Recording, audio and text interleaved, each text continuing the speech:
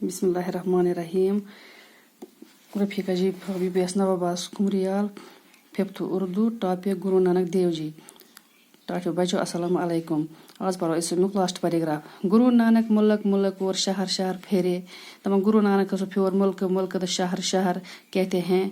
वो Mecca Medina और Baghdad भी गए। तमाम वन मक्का शरीफ तो बे मदीना शरीफ थे तो बगदाद थे घुमुत। इस तरह जब इस दुनिया के सफ़र की मुद्दत तमाम हुई और आखिरी सफ़र का वक़्त आया तो ज़िला गुरदासपुर में आए। दपान इत दुनिया की सफ़र मुद्दत है पूर गो तो आखिरी वक्तस मज आखिरी सफ़रस मज वक़्त आव तो वोत ज़िला गुरदासपुर वो तोड़ वापस। वहीं 1539 ईस्वी में 90 साल की उम्र में इनका इंतकाल हुआ। दपान तती गो यम दुनिया रखसत 1539 ईस्वीस मज 90 वर्ष उम्र मज।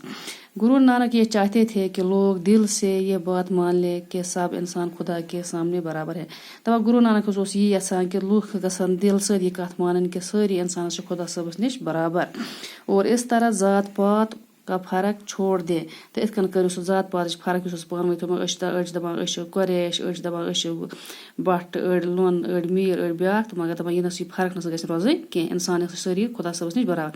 वो कहते थे कि बड़ा वही है जो अच्छे काम करे और दूसरों की खिदमत करे। दपान सह वनान कि बोड़ गो सुई असल असल काम रच काम कर तो बे दुयमन अकार बकार ई। पंजाब के किसानों में इनकी ये तालीमात बहुत फैले और रफ्ता रफ्ता एक मजहब बनती गई। दपान पंजाब जमींदार तिमन मज फैलिया ये तालीम ज़बरदस्त। आस्ता आस्ता सह बनिया न्यू तालीम मजहबी रंग।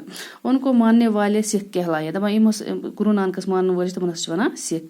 गुरु नानक और दूसरे बुजुर्गों की बातें एक किताब में जमा की गई। दपान गुरु नानकस तो बाकी दुयमन बुजुर्गन हजम कथस आय अकिस किताब मज जमा करना।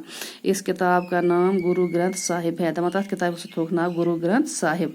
यही सिखों की मुकद्दस और पवित्र किताब है। वही सिखन हज मुकद्दस तो पवित्र पाक तो मुरमत वाली किताब सिखन हज किताब यह गुरु ग्रंथ नाव बाकी वसलाम खुदा हाफिज।